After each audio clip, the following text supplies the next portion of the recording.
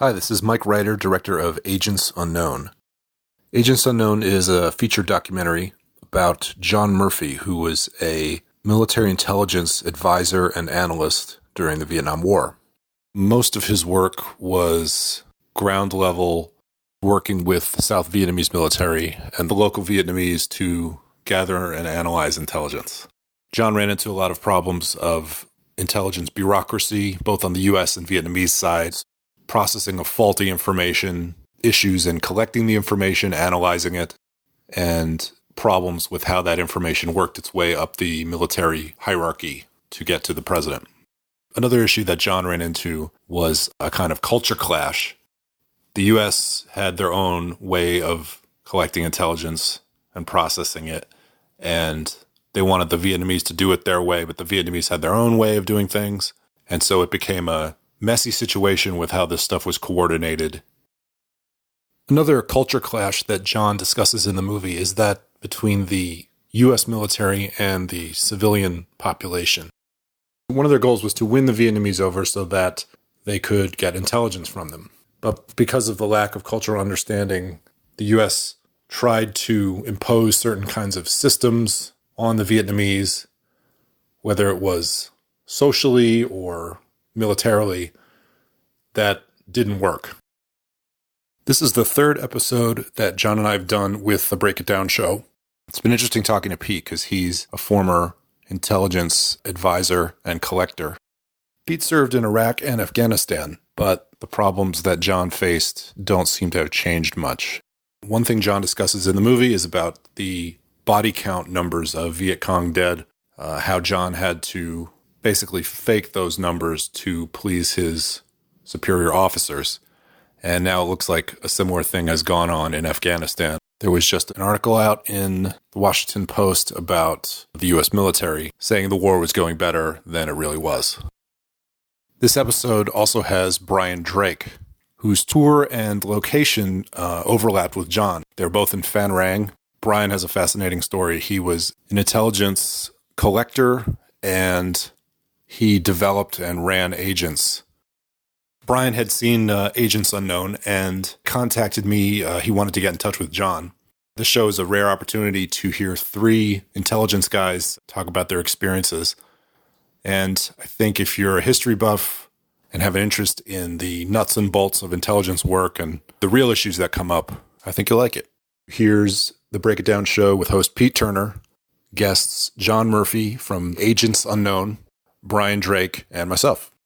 Lions Rock Productions. This is Jay This Moore. is Greg Proops. This is Jordan Harbinger. This is Dexter from The Offspring. This is Nathan This is East. Sebastian Younger. This is Rick This Marotta. is Stuart Copeland. This is Mick Gillette. This is Andy Summers. Hey, this is Skunk Baxter. This is Gabby Reese. This is Rob Bell. Hey, this is John Leon Guerrero. Hey, and this is Pete A. Turner. Hi, this is Mike Reiter, director of Agents Unknown. You're listening to the Break It Down show with Pete Turner. Hi, this is Brian Drake, and you're listening to the Break It Down show. And I think this is our first spy versus spy versus spy episode. Three different intelligence operators talking in one program. I'm going to mostly leave it to Brian, and of course John Murphy is joining me as co-host, and co-host is my man Michael Reiter, who made this great movie called Agents Unknown. And John has been on the show. This is his third visit. He's once on with Bill Mankins and I, and one time just with John and I talking about his time as an intelligence advisor in Vietnam and how closely a lot of the things mirrored what Bill and I and Dr. Rich and Will Hardy have all experienced in our time overseas, whether it's in Iraq or Afghanistan, and how we struggle with, one, the ground truth, two, the provincial truth, and three, the actually doing the job well on the ground. So I think this will be an interesting chat that we can have. But I thought I'd let Mike kind of describe, one, update us on Agents Unknown, and two, tell us how you met Brian. The latest on the movie Agents Unknown is it's now available on some additional platforms. So as before, it's on Amazon Prime Video, and now it's on Pluto TV, Vudu, Cable On Demand, which is your cable box, Tubi TV, and soon to be more digital platforms. So if you're looking for it and somehow can't find it, you can go to www.agentsunknown.com. That's agentsunknown.com for all the updates. And there's also a Twitter feed, which is Agents Unknown 00. So 2 zeros after Agents Unknown. Those two spots will give you all the latest info and where you can watch the movie. I met Brian, or I was contacted by Brian through LinkedIn. Brian was trying to contact John. So I put the two in touch and took it from there. And I'm working on a series based on similar stuff related to Agents Unknown. Hey, this is Pete A. Turner from the Break It Down Show, checking in real quick to ask you this.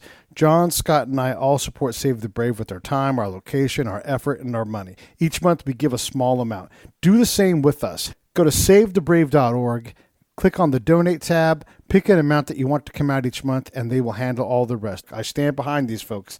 Thank you so much. Let's get back to the show. Which is in early stage development, and so Brian will be involved with that. So that was a connection as well. Interesting.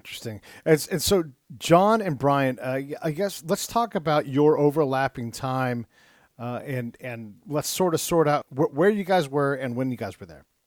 I went to Vietnam after, I guess it was June of 1967. After attending Vietnamese Language School at Defense Language Institute, where I learned, I can't say I was fluent, but I was 47 weeks of doing this. You get to understand it pretty well, especially in the military nomenclature type of thing, or what I was doing. And I stayed at Tan Son Nhut for about 3 months and did some criminal work. And then I was transferred to Phan Rang. And about September, I'm a little unclear exactly when it was, but September of 67, and stayed there till January 13th, 1969. And my specific purpose, I was a special agent with the Office of Special Investigations for the Air Force. And I operated as a case officer, if you would like to call it that, from that period of time from when I first got there, and was responsible for recruiting local nationals, either Vietnamese or what I call Champa people.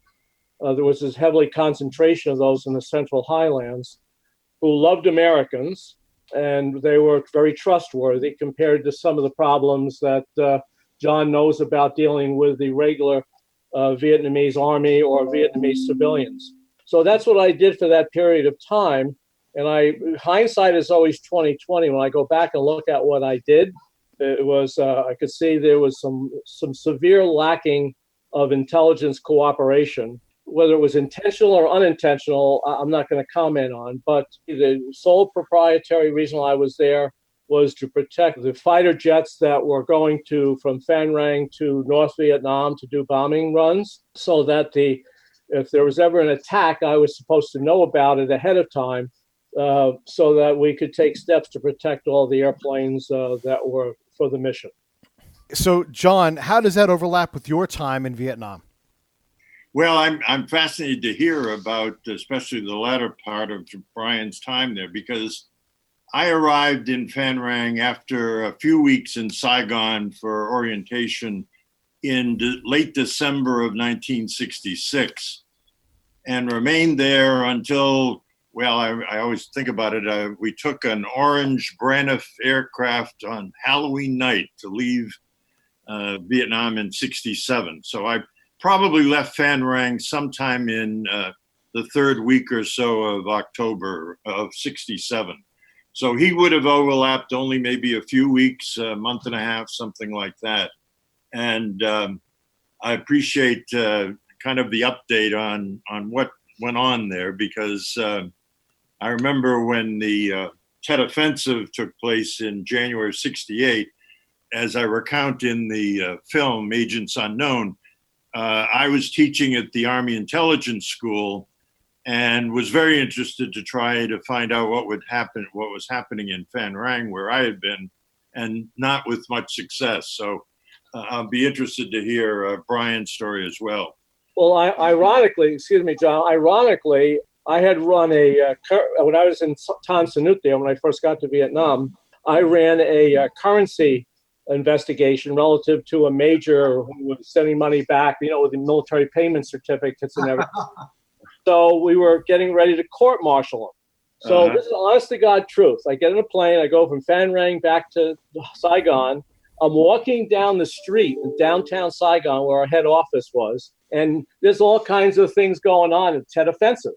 I was walking down the street thinking that it was July 4th fireworks, but it was DC that were attacking. So I got into my office. I ran down the street, got into my office, and for 3 days or 2 days, we were pinned in there, and we had a 3-story building, and I was sitting on the top of the building with bullets going all over the place. Watching the gunship come in, the helicopters come in with their rockets, and we could see buildings blowing up, and it was quite an event. And we survived that without any problem, but it's something I'll never forget. Yeah, it's remarkable. Yeah, I understood later on that our compound, I take it you may have been familiar with the MACV compound in Phan Rang? Yes, I was. I never was there. I had no reason to go there. But yes. Our OSI headquarters was downtown Saigon, so it was right in the middle of everything.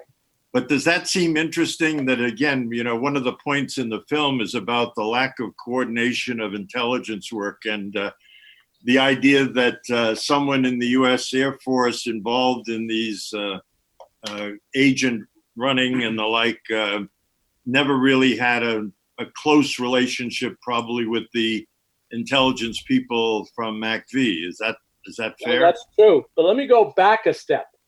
Before I left my language school, I was connected or contacted and said, "Do you want to go to counterespionage school back in Washington, D.C. before you go to Vietnam?" I said, "Sure. I would love to learn as much as I possibly can." So what do? I go back, go to an OSI counterespionage school. And we go to phone booths and learn how to do dead drops and go up and down elevators and all this stuff that would be very appropriate for East Germany, okay? Or Germany or Switzerland or whatever. That had about zero use to me in Vietnam. Well, that's right. I mentioned that I think in the film that even when I came back to teach at the Army Intelligence School in January of '68, they were still teaching the Korean War for combat intelligence. And I basically offered to create a 4-hour block of instruction on what they might actually be doing in Vietnam. And one of my proudest moments was probably 2 years later, I was back here in Chicago going to graduate school, and somebody introduced me to an Army veteran who happened to be in intelligence, happened to be an officer, happened to remember my lecture about Vietnam and said it was the only thing that made sense when he got there. So I'm very proud of that moment.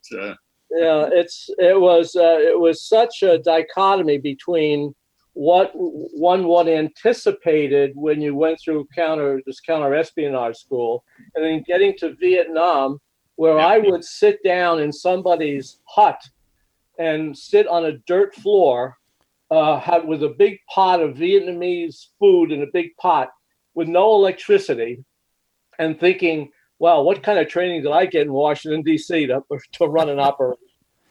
Brian, let me ask you a question, Brian, because I've sat on those kind of floors and eaten the food. And, you know, the way I approach this is if you're going to serve me food that you've killed from your animals or whatever, you know, I'm obliged to eat it, whether I want to or not. What kind of stuff were you served? Were you familiar at all with? I mean, obviously, you had some exposure to Vietnamese culture at DLI, but what was your comfort level for this kind of activity? It was not a problem. It took me a little bit of time. Fortunately, I went to Saigon first. They prepared me for a little bit. One quick story, the guy, the OSI agent who picked me up at the airport, said, here's what I want you to do. When we go downtown, I want you to keep looking out because you'll see all kinds of bicycles and things like that. And so what I'm going to do is if somebody throws a grenade in the Jeep, you just quickly pick it up and throw it out, okay? Because it takes a little while for it to explode. So I had a little bit of experience in what living there was like. And I went to Phan Rang. I guess I could say that my favorite food was not Nuc Mam. Have you ever heard of Nuc Mam? Right. Rice and Nuc Mam. That's what all the Vietnamese say all the time. Oh, it's like we have ketchup. Oh, it's like a liquid. And it's really dead fish buried for the Fish old way of sauce, doing yeah. it, and squeezing out all the juices and adding some spices and sprinkling like salad dressing on a salad. Right, right. But they had all kinds of, some of my Vietnamese I've forgotten, been so long, 50 years. But most of it was like chicken and broth and things like that, and other similar type of cooking. Nothing stands out to me more than tasting Nuoc Mam and having halitosis. I just add one note on that whenever my colleagues and I wanted to go with our Vietnamese counterparts somewhere to eat, they always wanted to go to the Chinese place. Yeah. Well, I don't even recall having a Chinese place downtown. Now, don't forget, I'm living on base now. Right. I had my own Jeep. There was 3 OSI agents in there. One was my detachment commander, was graduated from the Air Force Academy. Another guy named Lou Shealy, who I've kept in contact with once in a while. He's down in South, Mississippi, Alabama area. And then it was me, and all I did was counterintelligence work and recruit and manage sources. So did you go to MOTSI, or is that school not old enough for, because being a source handler is a specific task that guys like us can do. How well trained were you? I mean, obviously dead drops and that kind of strategic stuff, but in terms of recruitment and management, how were you prepared for that?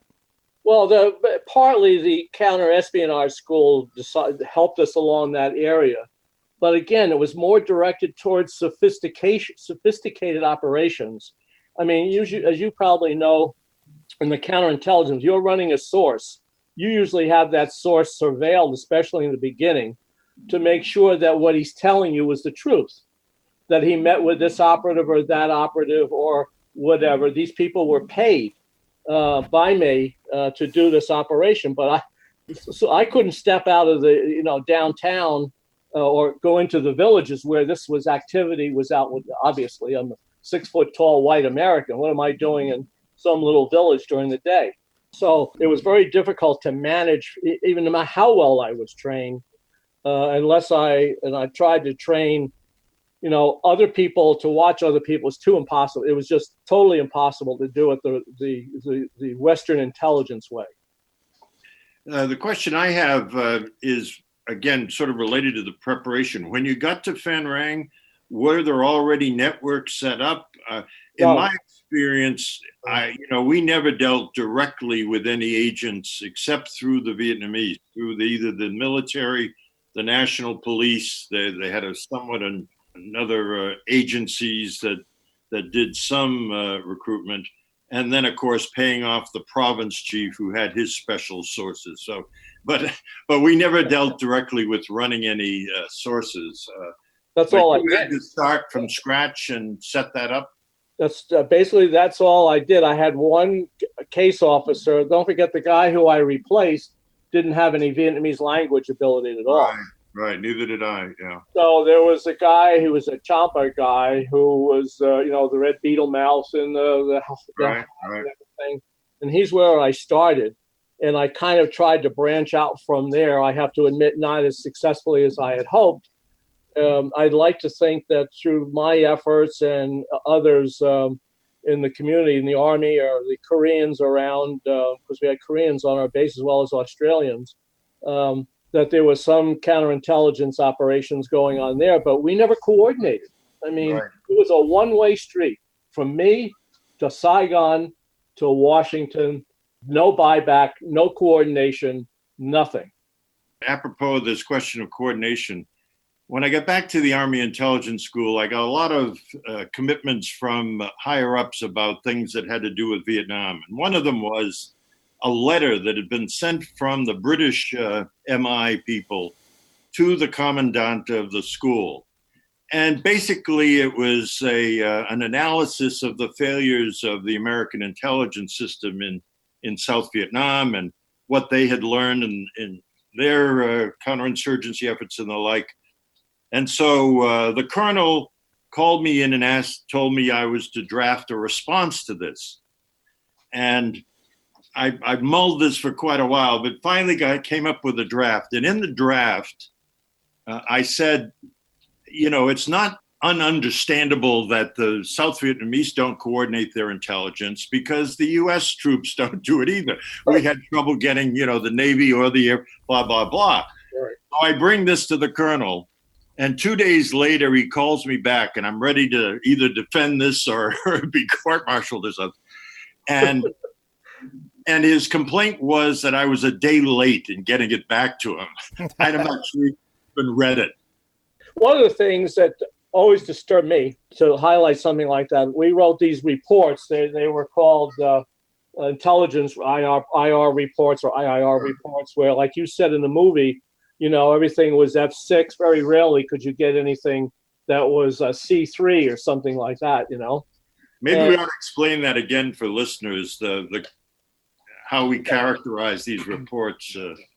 Okay, to the best of my recollection, I'm going back 50 years, but we have this intelligence report, and it was to be disseminated amongst, for me, it went to my headquarters in Saigon.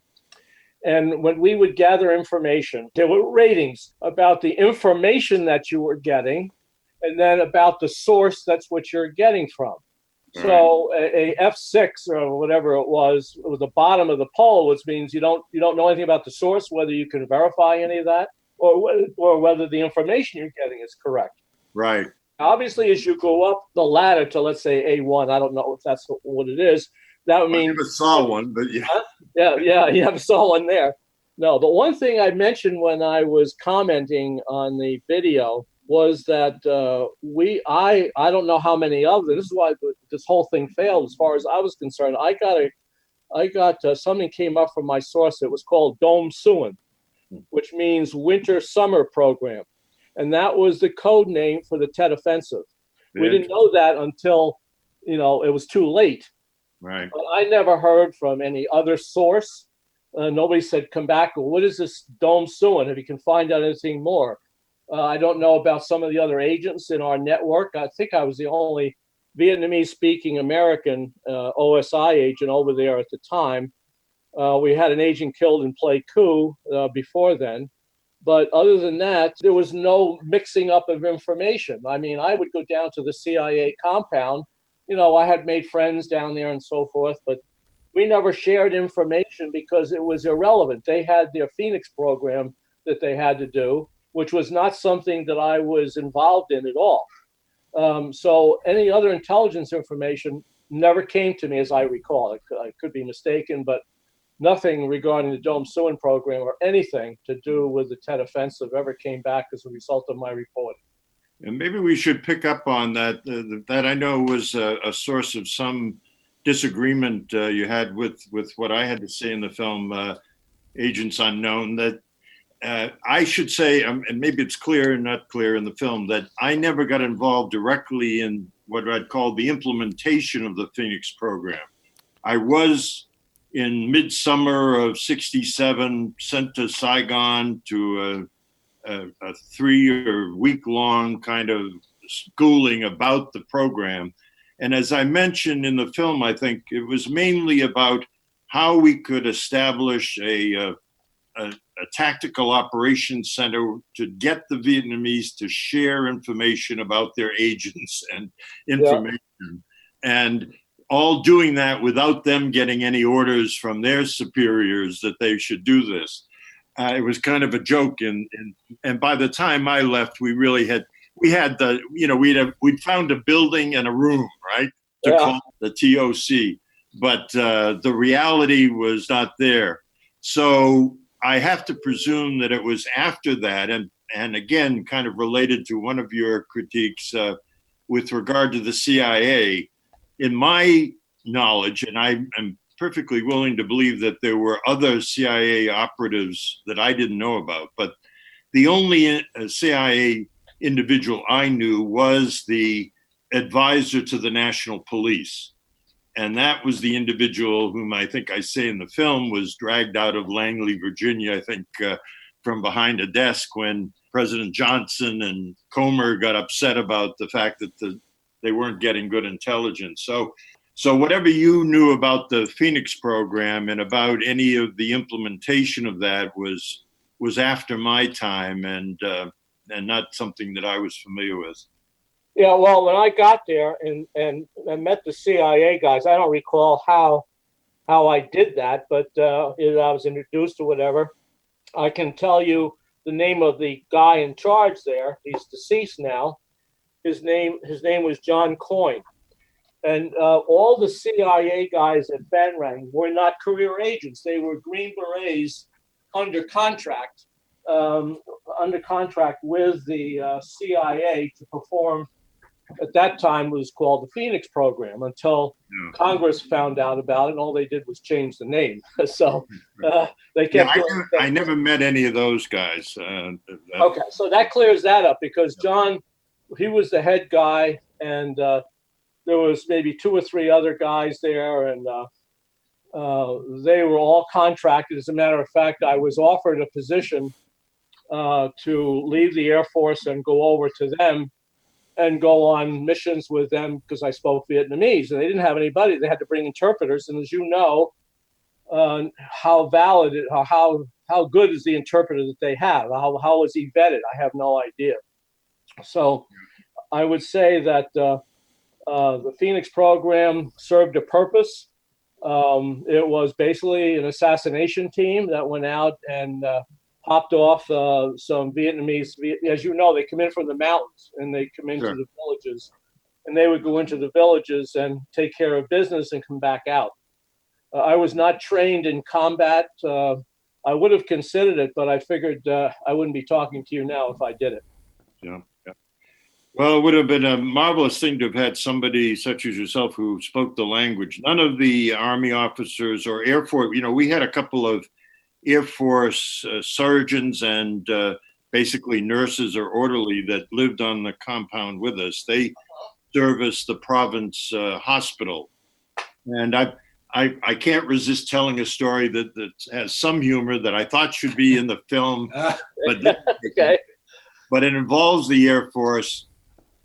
We get called out to see the colonel, whoever was in charge of the air base at the time. And he says, we've got a serious problem you guys got to fix. And since we were sort of the liaison to the Vietnamese community generally, he said, well, the problem is this. These young women or somebody has established these hooches, 200 yards beyond our perimeter. And we've got our guys crawling under the barbed wire to get out to them at night and getting shot at. What are we going to do about it? And we said, well, what do you think we could do about it? And he said, well, you've got to get them to move. So, well, we said that's not something that we could handle. Well, he says, there is another problem. What about the diseases? We've got problems all over the place. Yeah, right. So he says, we want you to get the Vietnamese doctor to come out at least once a week and treat the young women. And we said, we have 2 Vietnamese doctors for this entire province. There's no way that we can afford to, him to take an afternoon off to go, well, we've got to do something. Well, I said, well, why can't the Air Force doctor? Oh, what if that got back to the United States? Sure. So we worked out, we have a president now. He says he makes a great deal. So I think I made a great deal. I said, all right, what if we do this? One afternoon a week, a Vietnamese doctor will come out to the hooches and treat the young ladies.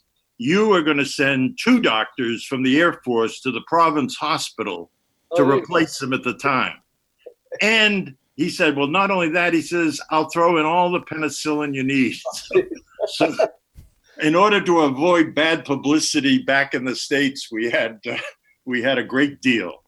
I should just add that scene will be on a either bonus scene on the DVD in terms of deleted scenes, or now you're thinking I should somehow upload that anyway and just get it out there now because it's a very funny scene that I had to cut for time. Oh, well, it's funny on the base that I was at, which was Phan Rang, obviously. Yeah.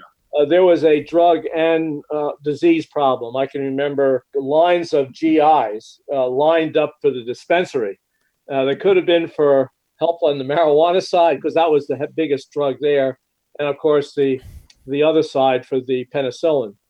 But some of the rumors were there were certain diseases that you could get there. They wouldn't let you back into the United States. They sent you to the Philippines to figure out what the cure was before they'd send them back to the States. Okay? Right, incurable DV. Yeah, I remember those stories. That can go in the other column too. But I'll just let out one other secret. Sure. I happened to be with one of the Air Force doctors. I guess this was before the Privacy Act, certainly.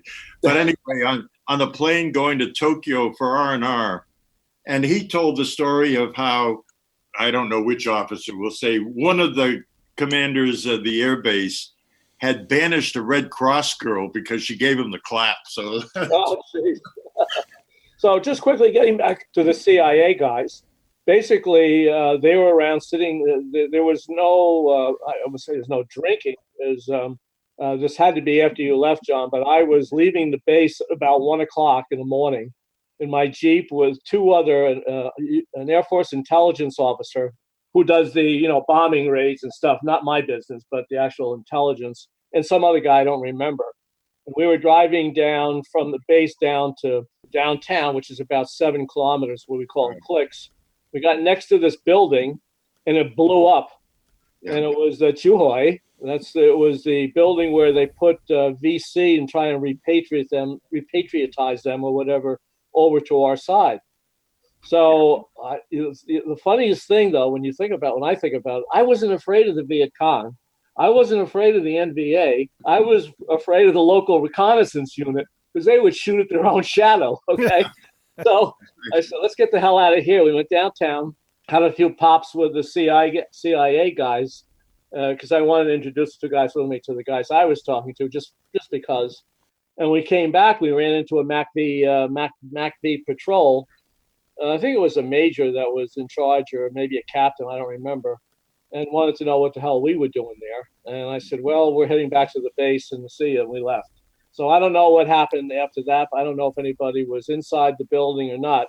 Either we hit a tripwire or it was a coincidence, but it really blew up the whole building. So right.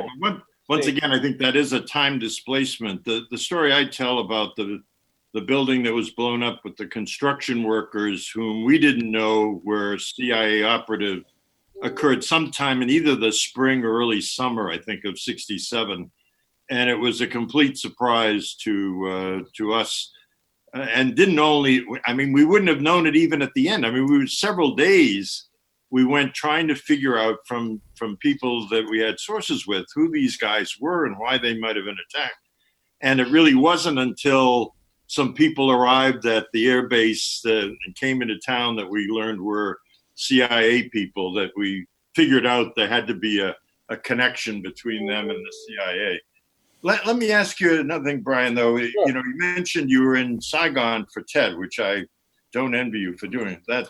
But when you got back to Phan Rang, my sense of it, when I had to go to Saigon, I used to say people, I felt safer in Phan Rang than I do here in Saigon because no question about the possible, what we now call IEDs, where hand grenades put into your gas tank or thrown into your Jeep or something, and all the buses had the barbed wire so they couldn't throw something in the. So what was Phan Rang like, though, after you came back? I could just put it this way. I don't remember any significant threats to me or my people. The base was not attacked. The air base was not attacked. No. Interesting. It was not. Now, there was one time where somebody left a light on the NCO club, which was sitting on top of a hill.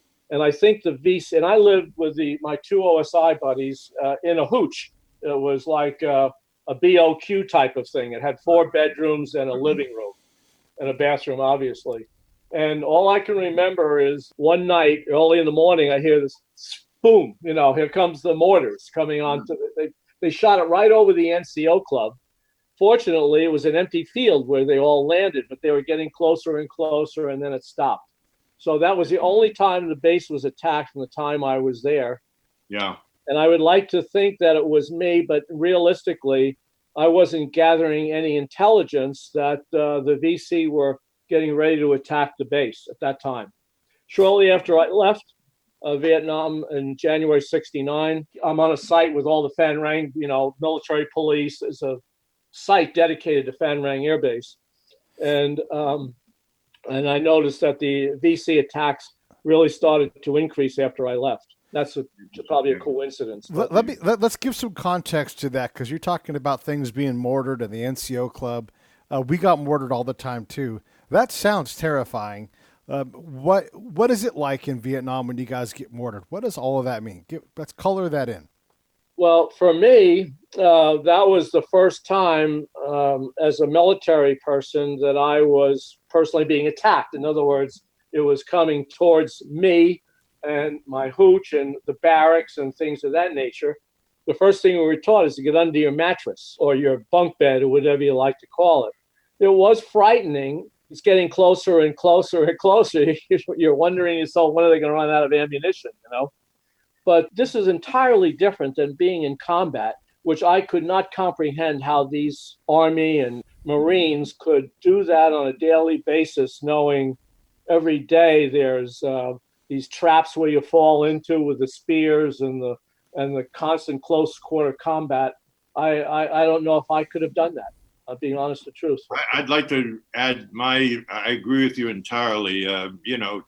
Ken Burns has done a remarkable job of recreating or capturing these battles. And at least in my case, nothing like that experienced. I'd like to get into a couple of other things. Talking about hindsight is 2020, but I'd like to re-comment about Dom Suan or the Tet Offensive, was that we were totally, and I was afraid we'd do the same thing if that thing ever happened.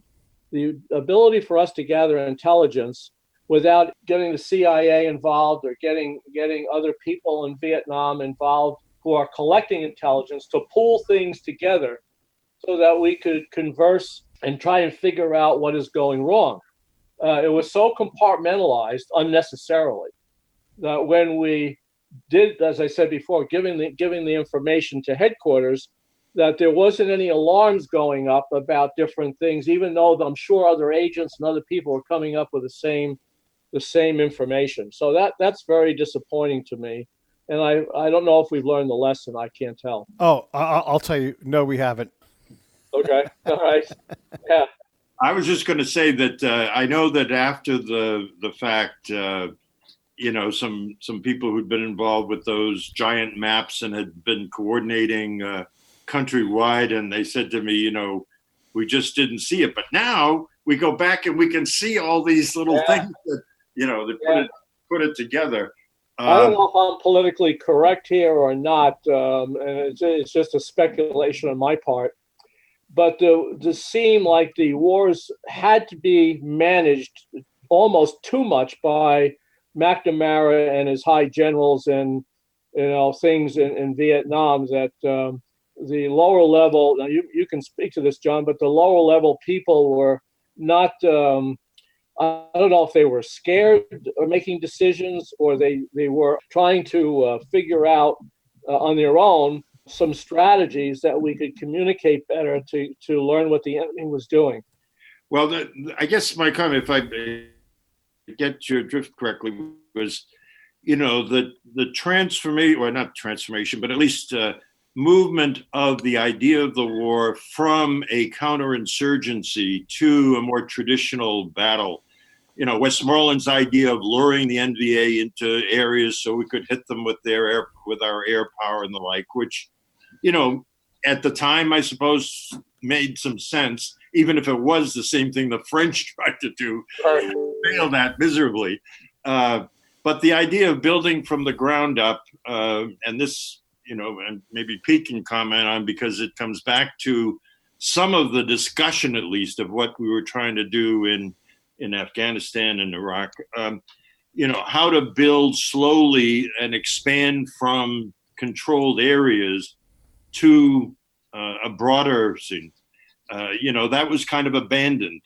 And there's one other thing, which, again, I think, Brian, you'd be familiar with, another story which seems to me always characterizes our failure there. One day, myself and a few of my officer friends were to visit a hamlet It had formerly been one of the early strategic hamlets that had been set up in the early 60s, where there was supposed to be a kind of building from around these hamlets into broader areas. But I was just interested in seeing what was going on in this particular little village. And when I got there, I noticed that there was a raised platform of cement about 3 or 4 inches high, and people were sitting around on it and chatting, and other things were going on.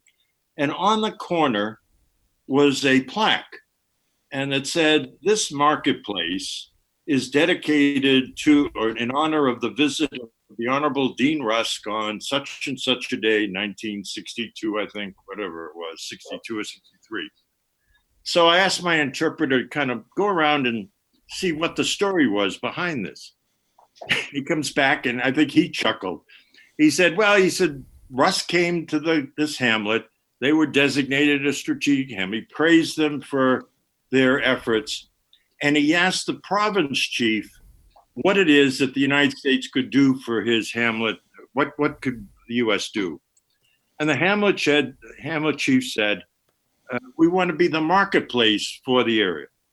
And so, of course, the Americans said, "Let it be done." And it was done. And they built this platform. The only problem, of course, was that for hundreds of years, some other hamlet was the marketplace, and they were about to change that pattern simply because it was a raised platform.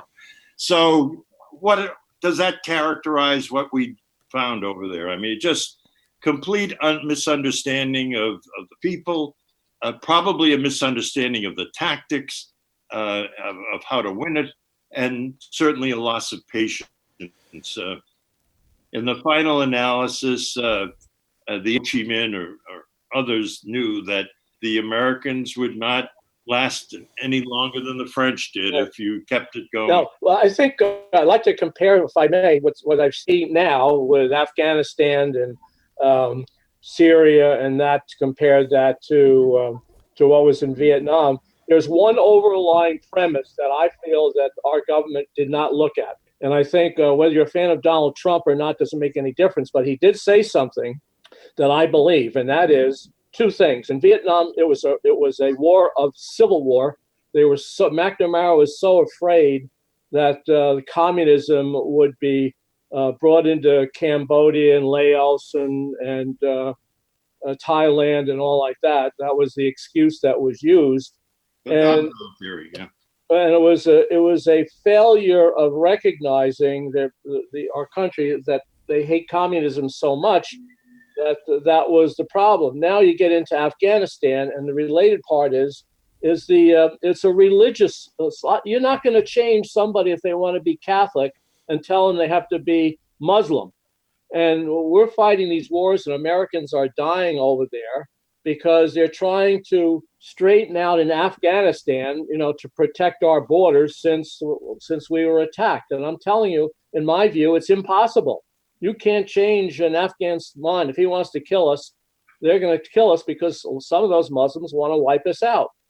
Mm. So I don't think enough time is spent analyzing the political nature of what they did in Vietnam and what they're doing in Afghanistan.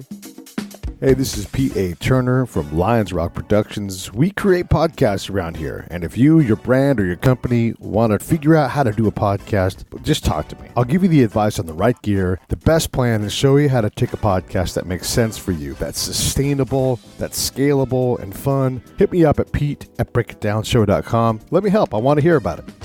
What they did in Vietnam and what they're doing in Afghanistan, because you're not going to change a religious mind. You may change an economic mind, but not a. And this is a little bit off track, but this is something that the lessons learned back in Vietnam. If they had taken the time to realize what was going on, we may not have had to go there. I think I'll jump in here and give some of the practical analysis from Iraq and Afghanistan. You're right, Brian. Religion is a big part of it. The words Allah Akbar are on the flag of Iraq. The title of the government of Afghanistan is the Islamic Republic. We don't understand that. We separate church and state as best we can and fight about separating it even more, but that's That's not how they do it. And I think guys like McNamara and the officers that were brought up in that era, who went on to become generals, here's what they didn't understand is, in a counterinsurgency where there isn't a viable state, your ability to create a viable state starts at the ground level, and it's fractionalized. It's wins and losses, and it's not about gathering hearts and minds for the American forces. That's wholly inappropriate. It's gathering the hearts and minds for the government. If you can't create a viable state that the people need and want, then and you're worried about our legacy or getting people to like us, get them to like their own government, which is, we don't like our government for the most part. So an enormously challenging task to take on. And so from my point of view, modern conflict, you have to master, of course, military. Yeah, you have to have the military dominance to try to create, permissibility in the area. But also, as you guys have said, social, cultural, political, religious, all of these things, economic, all of these are different fighting systems that you have to master. And we're flat out too ignorant and too arrogant to master them. So even if we had the lessons of Vietnam, we don't train on those things. So there's a lot of capacity with the lessons that you guys taught us, but it's not institutional training. Our dial is focused on some kind of folded gap based Russian conflict. And so for example, every time I've deployed as a spy, as a collector, I rarely had any viable training ever in my military career. And tankers, you know what tankers do when they go to NTC? They shoot tanks. But when they get to Afghanistan, they're not driving tanks. They're going on foot patrols, and they're having meetings, and they're just not trained up to have that capacity. Whether it's language capacity or not, they're not trained to think politically, socially, culturally, and about the religious aspect. Yeah, just a quick comment on the ISIS thing, not to get away from Vietnam. But, there's a little controversy when Trump pulled those people out of Syria. And the comment generally from the other side was, well, look at ISIS. Okay, we defeated ISIS, but there's still some cells left. Do you believe that if there was one ISIS person left, that after we got out of there, that he's not going to find others to do the same thing? We'd have to stay there for 100 years, and that still wouldn't do any good, in my opinion. So you got to cut the ice. You got to cut it when you can cut it. And which we didn't do in Vietnam. We haven't done in Asia. And I don't know what the solution is, but certainly the way they're doing it now, just because we got attacked doesn't mean that it's not going to happen again, no matter what you do. But if I get in, I disagree with you on the Kurdish situation, only in the sense that much as I felt for us abandoning so many Vietnamese who served us in the 1970 debacle.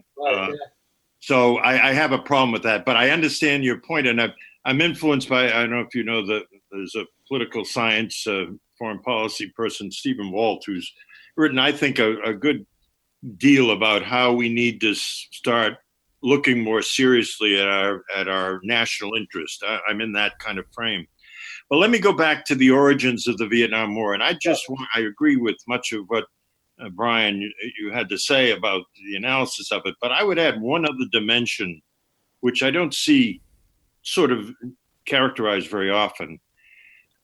You may recall, at least historically, that in early 1960 or 61, or maybe even 59, Nikita Khrushchev gave a speech which was widely publicized, in which he defined there were three types of wars. There was the nuclear war, there was a large conventional war, and then there were these wars of national liberation.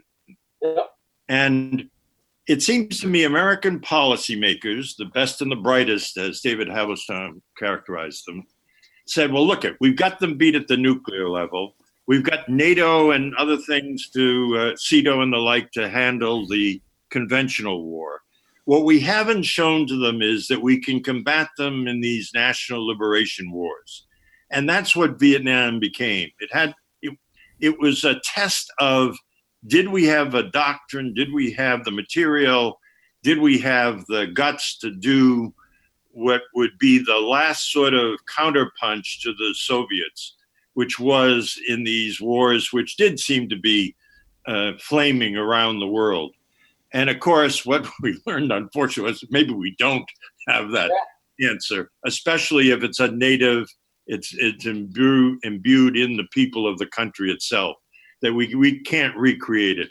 As much as we tried to make sure that no U.S. aid ever came directly from the U.S. Army, it always went to the province chief, the district chiefs, let them distribute it so that they got some connection with the government.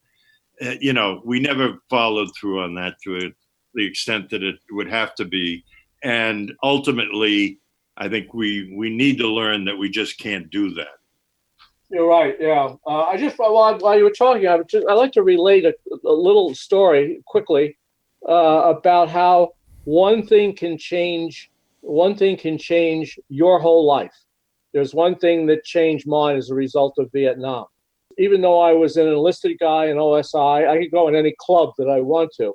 So I would go up to the officers club, which is very near my office, and I met a fighter, I wouldn't say a fighter pilot, but a bombing F-100 pilot.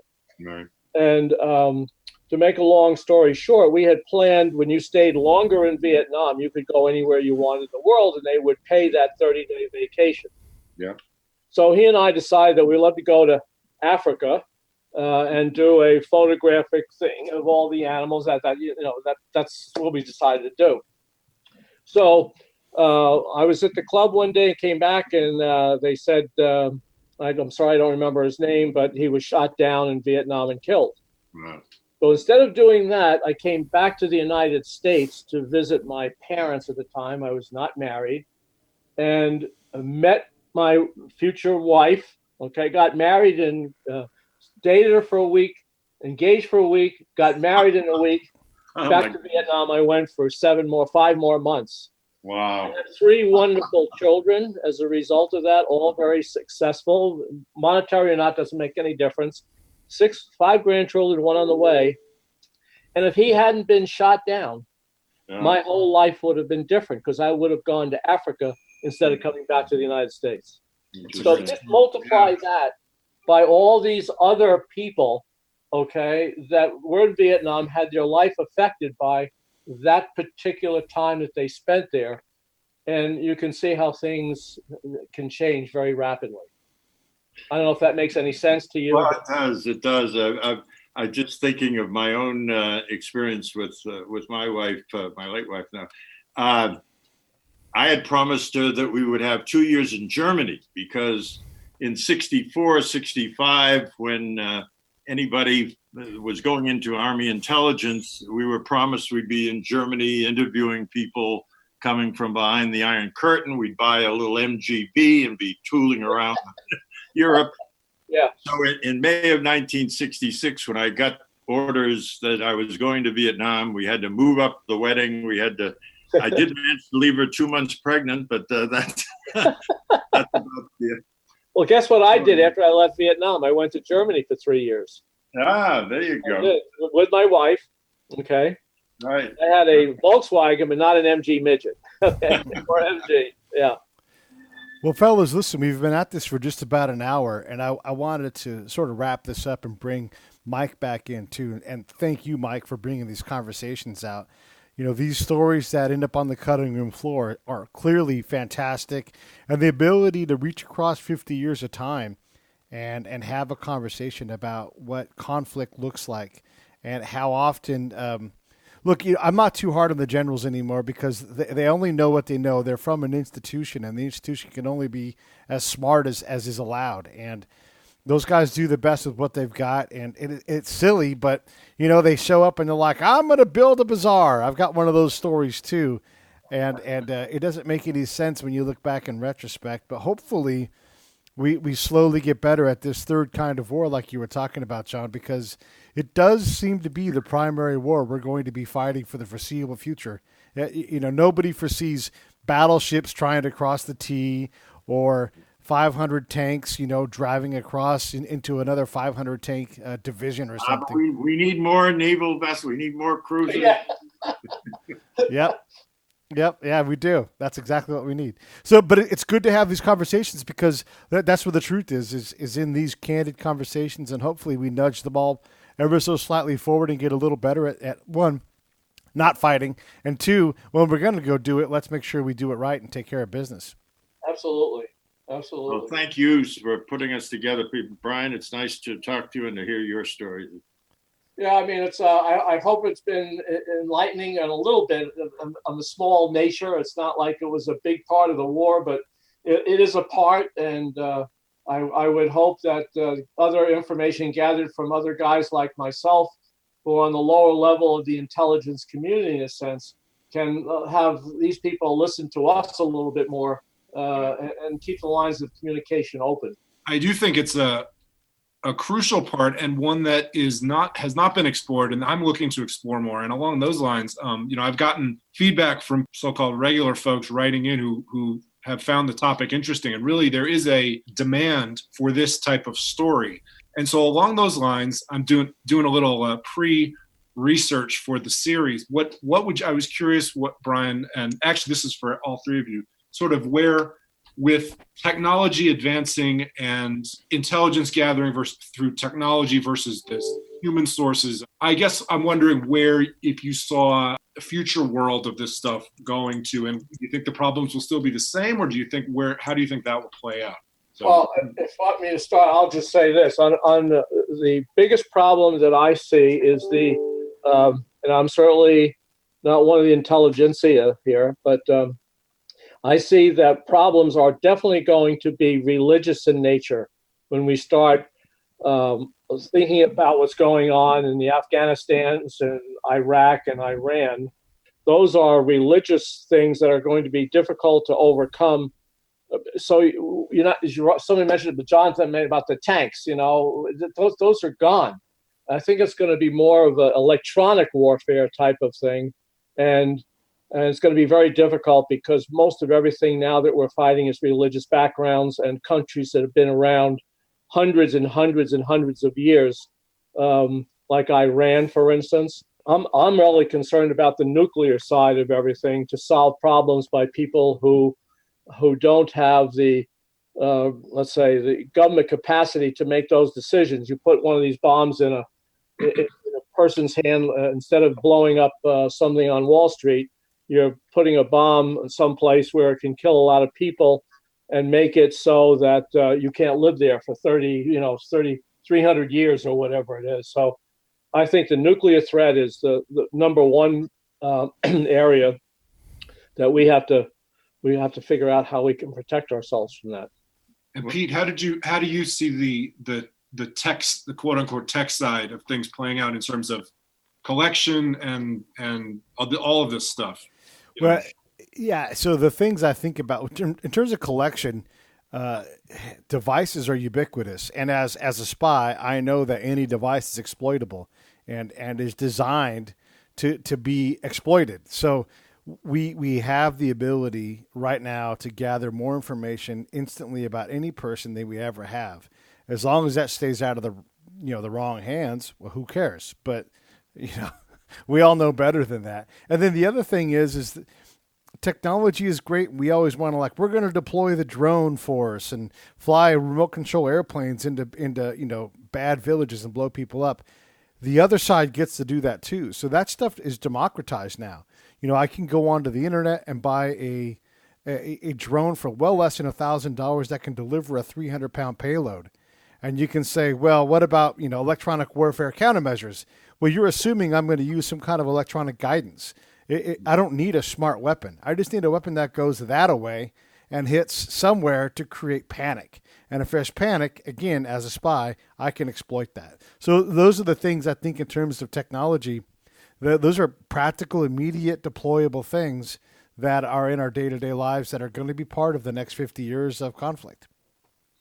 I guess I'd just add, if I go back to the Tet Offensive and our lack of knowledge there, we had for some time certain amount of technological ability to intercept messages and the like. And actually, I just watched the movie Midway, which I don't recommend, not very good movie, but obviously the idea of having broken the codes of the Japanese or in Europe and the Germans was extraordinarily important. But what Tet meant to me was that we didn't have the human intelligence that we needed. Somebody who was in the inner circle, somebody who was high enough in the ranks of the enemy to provide not just capacity, but intent. And so I would I agree with the onset of electronic and technological developments, but we need not lose, interest in the human part of that. But I would say that I would agree that human sources are always better. But as we get involved in some of these countries, it's very difficult to do that. Although, albeit what happened with Baghdadi or whatever his name was, we were able to have a human source that enabled us to do what we did there, which was, I guess, under the CIA guys. I don't know, but that's very complimentary. Let me just wrap up and say, yeah, I totally agree. Human sources, because if you've got a password, I can get it. I can trade something to get after that, to exploit things on my end. And also, there's always going to be a human plan behind some kind of attack, and that's an exploitable thing. So we have to continue to try to figure out ways to get close to folks. And it turns out that if you're a person that's great to hang out with and not afraid to do a couple of shots and eat some pig on a floor, people want to invite you into their homes and tell you things they might not otherwise tell you. And I love doing these episodes with fellow collectors, whether you're advising or collecting, I don't care. It's fascinating work. And fellas, thank you so much for coming on the show today. Thank you. Well, thank you.